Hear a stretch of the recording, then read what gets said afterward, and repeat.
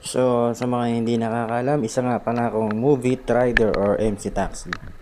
So, ito yung mga nakakainis pag umuulan eh.